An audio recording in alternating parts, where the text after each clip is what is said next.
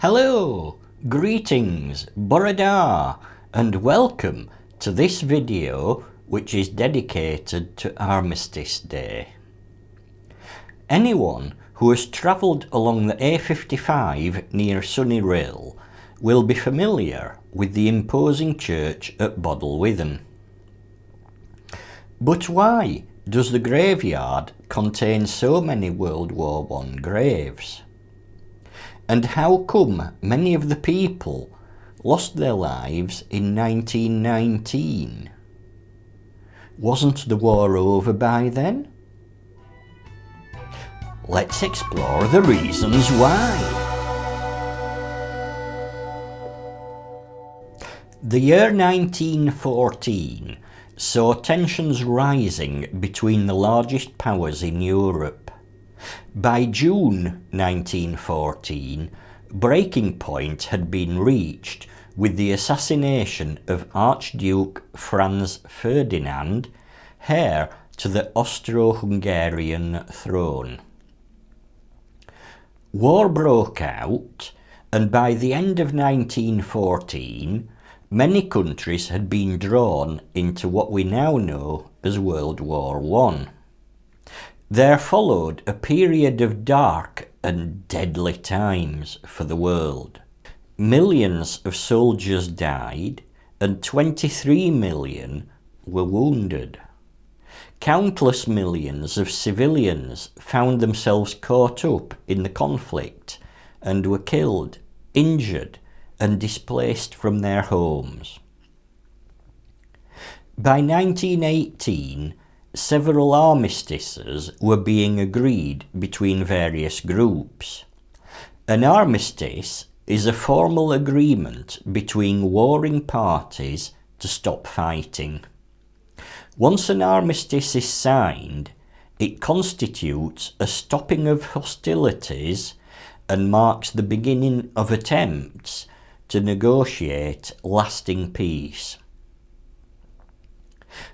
World War I, often known as the Great War, is generally regarded as coming to an end with the signing of an armistice between the German Empire and the Allies.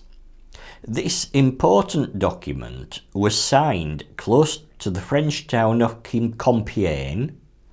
It came into effect on the 11th hour of the 11th day of the 11th month.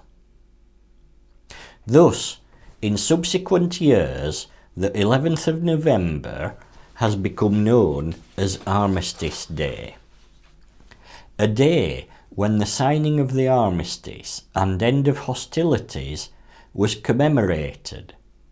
It is usual for many nations to hold a 2-minute silence at 11 o'clock on the 11th of November each year.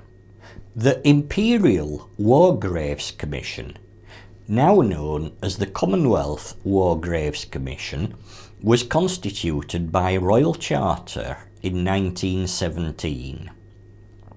It is often referred to by the shorter name the CWGC. As part of its mandate, the Commission is responsible for commemorating all Commonwealth war dead individually and equally, irrespective of rank. To this end, they are commemorated by their name on a headstone at their site of burial, or alternatively, by their name inscribed on a memorial. The grave headstones are generally of a uniform design. The stone most often used is the distinctive white-coloured Portland stone, which is usually 30-inch tall, 15-inch wide and 3-inch thick. The headstones usually have a national emblem or regimental badge. The unit, rank, name, age and date of death. There is usually an appropriate religious symbol. Finally, relatives were able to choose a short, personalised dedication. There are, of course, some variations, such as these slate headstones in Wales and these slightly differently shaped headstones. The many variations of headstone, as well as the many reasons why a deceased may qualify for a CWGC grave, are beyond the scope of this video, but we will look at the differences in future videos. The CWGC is responsible for the maintenance and upkeep of its memorials, cemeteries and individual graves in perpetuity. Commonwealth war graves can be found in all corners and many countries of the world. Although most war graves are situated close to battlefields, they can also be found in obscure locations, such as this relatively large amount of graves in Bodelwyddan, North Wales. Once a new soldier was recruited for the war effort, he had, of course, to undergo training. Several training camps were established in North Wales. The camps could accept hundreds of new recruits at a time. The recruits received training to prepare them for life on the front line. The largest of the camps in North Wales was Kinmel Camp, which was close to Bodelwyddan. The size and scale of Kinmel Camp is difficult to imagine. It was divided into 20 sub-camps. Each of these sub-camps comprised of timber buildings which formed mess halls or dining halls, training facilities and several accommodation units capable of housing some 180 men each. Life on a training camp was not easy. With firing ranges and training for bayonet and trench warfare, accidents were not uncommon. Sometimes these accidents sadly resulted in deaths.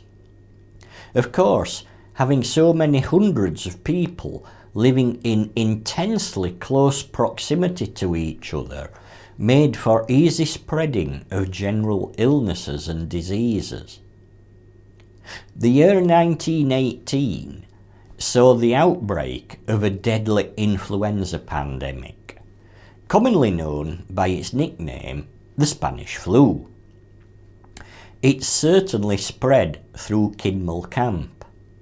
This accounts for many of the war graves here at Bodelwyddan, where we also find 2 graves of females, including a nurse, who doubtless died of the Spanish flu that she'd been called to treat. However, looking closely at the Portland stone headstones, we find the graves of some who died in 1919. But the Great War, or World War I, had ended in 1918. So how can this be? What is the story behind these graves? Before the armistice was signed in November 1918, there were still many thousands of new soldiers being recruited and trained. Of course, after this point, the war was effectively over and everyone just began to go home. However, getting thousands of people home was a logistical nightmare and took quite some time to achieve. This would certainly have been the case for the Canadian troops who were at Kinmel Camp. It's said that there were 15,000 Canadian troops at Kinmel Camp who were all kept in poor conditions. For these Canadians, home was several thousand miles away at the far side of the Atlantic Ocean. Although ships were allocated to take them across the seas, there were delays and alterations to plans. Combine this with the cramped and overcrowded living conditions, surviving on half rations, no coal for heating, not being paid for a month, and the fear of catching the Spanish flu. The Canadians were becoming frustrated at being unable to return home. By March 1919, these frustrations were reaching boiling point. The 4th and 5th of March saw 2 days of mutiny with riots and disturbances from the Canadian sector.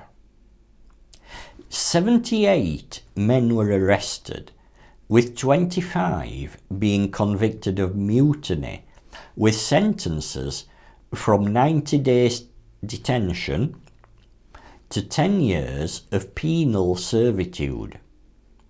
23 men were wounded and 5 men were killed. 4 of those who lost their lives some 4 months after the end of the Great War are buried here at St. Margaret's Church, Bodelwyddan. We will remember them.